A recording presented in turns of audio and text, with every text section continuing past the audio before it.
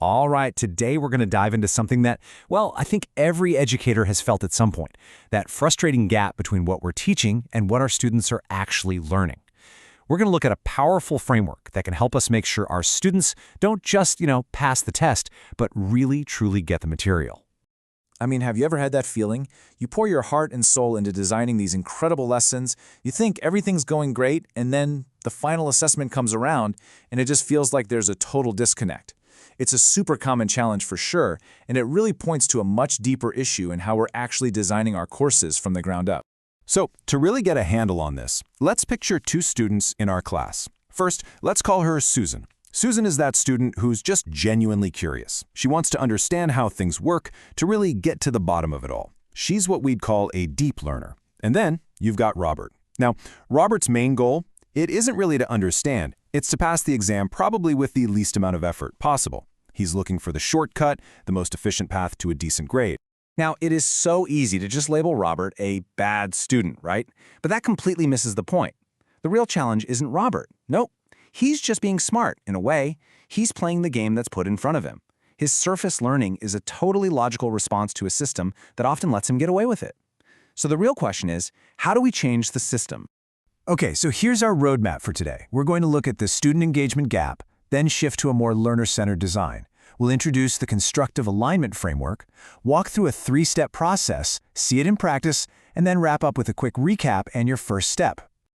All right, first up, the student engagement gap. So why do some students just aim to pass the test? What is it about our course design that actually encourages students like Robert to just focus on that final grade and nothing else?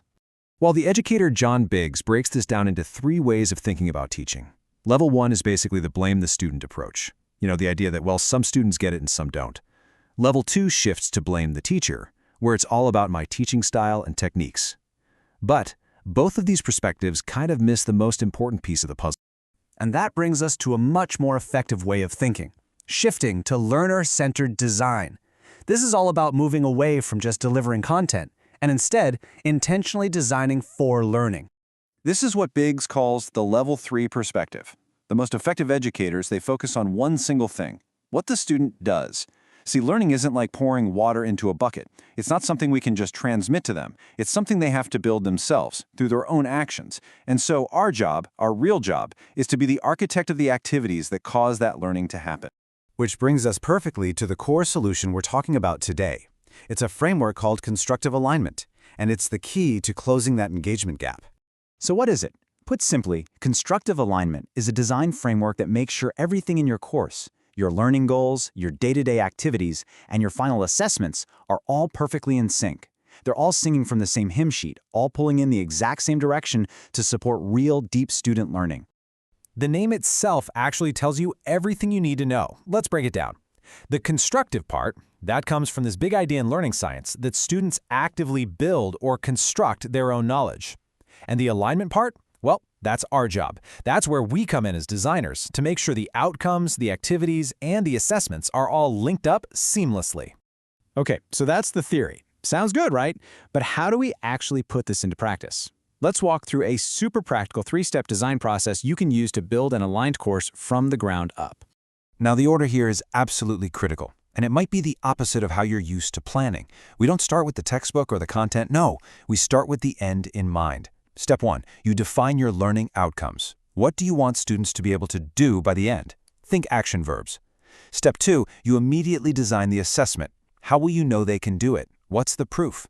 And only then, as step 3, do you plan the learning activities. What practice do they need to nail that assessment? Okay, let's make this way more tangible. Here's what this alignment looks like in practice, using a real example from a second-year research module. Check out how this works. If our learning outcome, the goal, is that students will be able to analyze data, then what's the learning activity? It's not a lecture about analysis. No, it's an in-class workshop where they are actually analyzing data. They're practicing the verb. So, what's the assessment? A group poster where they have to report the findings from the data they, you guessed it, analyzed. You see that beautiful thread? Analyze, analyze, analyze? That's perfect alignment. Ah, yes, the classic question. Do we have to know this for the exam? We've all heard it, right? And yeah, it can be a little frustrating to hear. But honestly, it's one of the most valuable pieces of feedback a student can ever give you. Why? Because that question is a huge, flashing neon sign that your course is misaligned. It tells you that the student cannot see the connection between the activity you're asking them to do right now and the assessment that's coming up later. They see a gap. And our friend Robert, the surface learner, he's an expert at finding and exploiting those gaps. So look at the difference here. In a misaligned course, the teacher might hope students learn to think critically, but the exam just tests them on memorizing facts. So what does Robert do? He just memorizes facts. But in a perfectly aligned course, the exam is the critical thinking. There's no shortcut, there's no other way. For Robert to pass the test, he actually has to do the exact same deep learning activities that Susan does just because she's curious. We've essentially closed all the loopholes. Okay, let's pull all this together. It's time for a quick recap and to think about your first step in making your own teaching even more effective. Just remember the 3 core components. It's really that simple. You need the goal. Those are your clearly defined learning outcomes. You need the proof. That's your aligned assessment. And you need the practice. Those are your aligned learning activities. The goal, the proof, and the practice. When those 3 things are locked together, you're set. And in the end, this all comes back to our 2 students, Susan and Robert.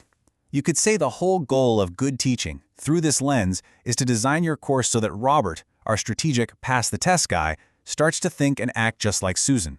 It's not about trying to change who he is, it's about designing a system where deep learning becomes the smartest, most logical, and frankly, the only way to succeed. So I want to leave you with a challenge. Just one. Pick one of your lessons, just one, and ask yourself this. What is one small change I can make to draw a clearer, stronger line between my classroom activities and my final assessment? Just find one small tweak. Because sometimes that one small change can make all the difference in the world for your students. Thanks for watching.